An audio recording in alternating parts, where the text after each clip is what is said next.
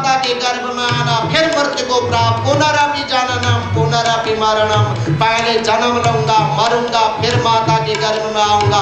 इस चक्कर में भगवान की माया मुझे पकड़ लेगी और मैं तो भटकते रह जाऊंगा। मैं नहीं बाहर आना चाहता। आकाशवाणी हुई, हे जीव, कहा तुम्हें मेरी माया नहीं पकड़ सकती। भगवान ने कहा तुम्हें मेरी माया नहीं पकड़ सकते क्योंकि तुम तो स्वयं मायापति के भी ईश्वर हो, परम ब्रह्म परमात्मा शंकर के स्वरूप हो।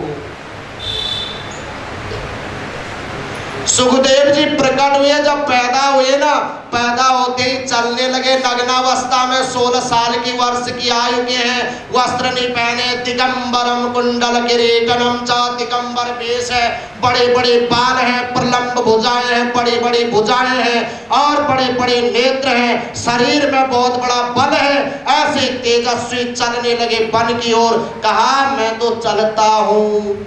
है किसी का लड़का पैदा होते ही चलने लगे तो क्या होगा? देखना पड़ेगा पतला, इसमें क्या हो गया है, क्यों ऐसा हुआ, ऊपरा करा दिया किसी ने, मेरा तो पैदा होते ही चल दिया। सुखदेव जी में कोई कुछ भी नहीं हुआ। सुखदेव जी आगे भाग रहे, पीछे से व्यास जी को कह दिया माता अरण्य ने, मेरे पुत्र को पकड़ो, पकड़ो मेरे पुत्र को। कहा इस या तो परम ब्रह्म परमात्मा का स्वरूप है, हम इसको विवाह करने के लिए नहीं कहेंगे, हम इसको संसार के कार्यों के लिए नहीं कहेंगे, परंतु इसको मेरे से दूर मत जाने दो। व्यास जी आगे आगे भाग रहे हैं, पीछे पीछे भाग रहे हैं। आगे जाकर के सुखदेव जी दौड़ रहे हैं। अरे वृक्षों से कह रहे हैं भाई रोक लो इसे। व्यास जी इतने मोहित हो गए हैं पुत्र के मोह में कि यह भी नहीं समझ सके जड़ चेतन या जड़ है या चेतन है। कभी वृक्षों से कह रहे हैं पकड़ दो।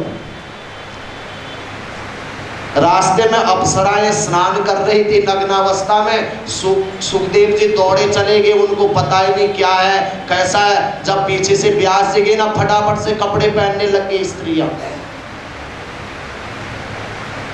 यह क्या बात है? 80 वर्ष के बूढ़ा आदमी जा रहा है तो वस्त्र पहनने, परंतु सुखदेव जी गए तो क्यों नहीं वस्त्र पहने? कहा सुखदेव जी के मन में भेद बुद्धि है ही नहीं, कौन स्त्री है कौन पुरुष है और कौन धर्म है कौन अधर्म है। उनको तो केवल नित्यम ब्रह्म सत्यम जगत मिथ्या, केवल ब्रह्म ही सत्य है। मैं उस ब्रह्म को पाने के लिए संसार सागर से जा रहा हूँ। रुक करके अपने पिता से व्यास जी से कहा, महाराज आप तो व्यास, आप तो जानकार हैं, इतने पुराणों की आपने रचना करी है, आप मूर्ख बुद्धि होकर के आप क्या कर रहे हैं? कौन किसका पुत्र? कहा मैं पहले तुम्हारा पिता था, आज तुम्हारा पुत्र हो गया हूँ, अगले जन्म में न जाने कौन होऊंगा। कहा मुझे ऐसे रोक के क्या करोगे? कौन से जन्म का पुत्र कहते हो? व्यास जी को वापस कर दिया।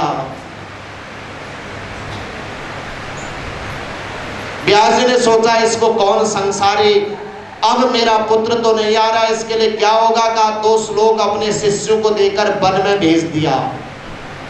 बरहा पीठम नटवर वपुर कर्णयोर कर्णिकारम विप्रतवासम कनक कपिशं वैजयन्तीं च माला रत्नान वेणोरधर सुदया पूरयन् गोपवन्दे वृंदारण्ये स्वपद निरयं प्राविशद गीत कीर्ति। यह 2 श्लोक देकर के शिष्यों को कहा तुमने वन में जाकर इन श्लोकों का गान करना है। क्यों? या जो भागवत महापुराण के श्लोक है ना, कहा कैसा भी जो नास्तिक जीव है उसको भी खींच करके ले आते हैं।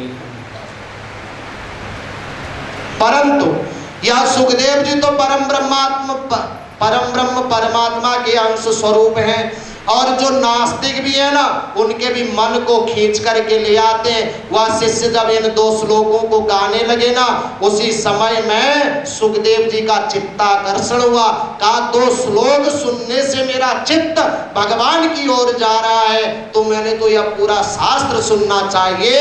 आकर के व्यास जी के पास आकर उन्होंने शास्त्र तब सुना और उस शास्त्र को पढ़ करके अपने पिता से जान करके उसको संसार में प्रचलित किया। समय की एक बात है, महाभारत का युद्ध जब पूर्ण हो गया, समस्त कौरव सेना मारी गई, दुर्योधन का जंगा तोड़ दी भीमसेन ने, और दुर्योधन मरणासन्न अवस्था में लेटा हुआ है और उसके ऊपर कौवे भटक रहे हैं कि यह भी मरता, इसको भी ग्रहण कर लें। रात्रि का समय है, दुर्योधन के मित्र अश्वत्थामा आए और अश्वत्थामा कहने लगे, मित्र दुर्योधन, तेरा मैंने वो वैभव देखा है, कहा तुझे उस राजगद्दी पर देखा है, तुझे युवराज के समय देखा है, तेरे साथ इतनी अक्षौहिणी सेना देखी है, कहा इतना तेरा वैभव देखा, आज तेरे इस दशा को देखकर मुझे रोना आ रहा है।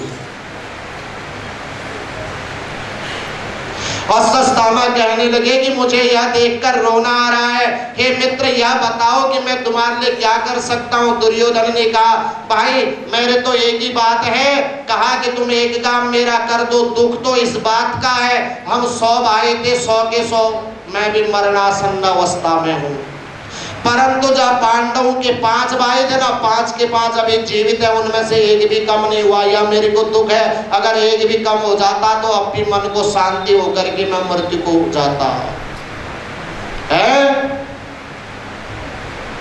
अश्वत्थामा ने कहा, मित्र तू एक का नाम कह रहा, मैं 5 के सिर काट करके ले आता हूं, मैंने आज प्रण कर दिया है, प्रण करा कि मैं 5 पांडवों का सिर काट करके लाऊंगा, और मन में सोचा कि इस समय तो पांडव विजय की रात्रि मना रहे हैं, इतने प्रबल हैं, अगर मैं उनके ऊपर हमला करूंगा तो मारा जाऊंगा, कोई ऐसी नीति चलनी चाहिए, का वो लोग एक जैसे रात भर रात्रि में कौवे बैठे रहते ना पेड़ पर, उल्लू आकर के झप मारता है तो सारे कौवे भाग जाते हैं, मैंने ऐसा करना पड़ेगा, कालो लोग न्याय कहते, कालो लोग न्याय का, इस प्रकार से मैं जाकर के उनके ऊपर हमला करूंगा और मैं कुछ न कुछ करके आता हूं, यह मन में सोच करके चल पड़े। जिसको राखे साइया मार सके ना कोई, बाल न बाका कर सके जो जग बैरी होई। भगवान ने कहा, अरे पांडवों का विजय की प्रथम रात्रि है, इतना बढ़िया सुंदर मौसम है, कहा चलो भ्रमण करने चाहते हैं जमुना किनारे। सारे पांडव तो भगवान के साथ चले गए और पांडवों के 5 पुत्रों को कहा, पुत्रों तुम भी चलो। ना ना हम तो चलते नहीं प्रभु, हम तो यहीं सोएंगे, अपने पिताओं की सैयाओं पर सो गई। जिसने भगवान को छोड़ दिया भगवान उसे छोड़ देते हैं, जब भगवान छोड़ देते हैं तो खटिया से भी नीचे उतार देते हैं। घर वाले कहते हैं कि चारपाई पे मत रखो, नीचे रख दो। भगवान कौन है? या हमारे प्राण ही परम ब्रह्म परमात्मा है। जिसको भगवान छोड़ देता है उसको घर वाले चारपाई में भी नहीं सुलाते, नीचे रख दो नीचे।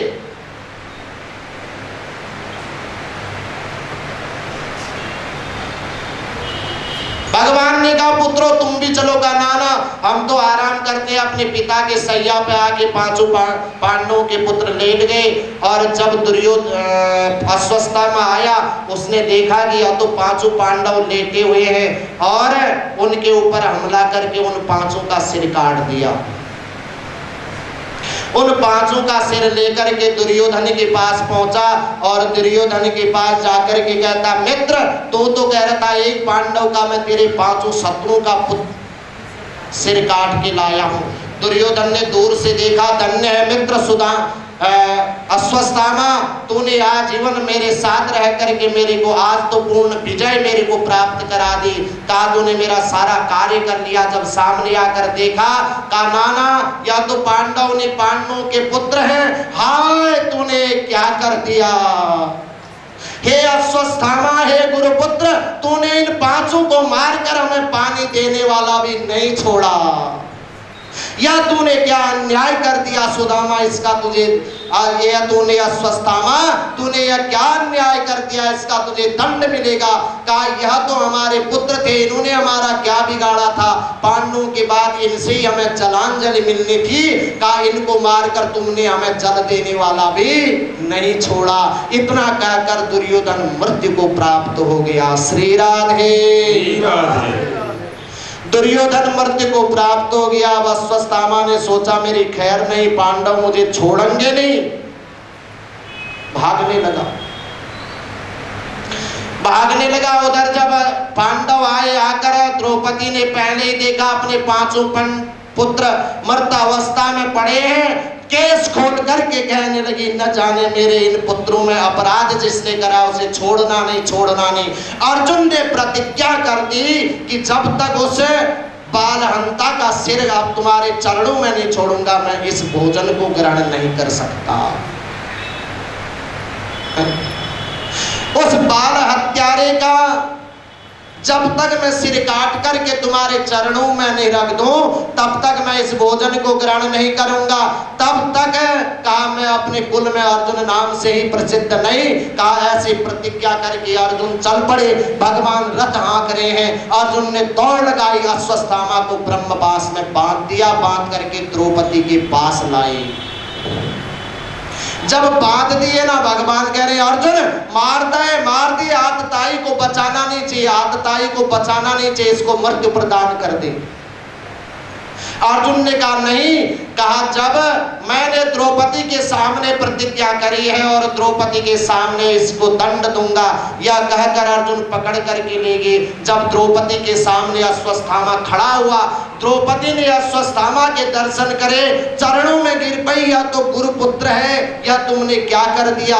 गुरुपुत्र को बांधना नहीं, उसकी पूजा करी जाती है। बड़े चक्कर में पड़ गए।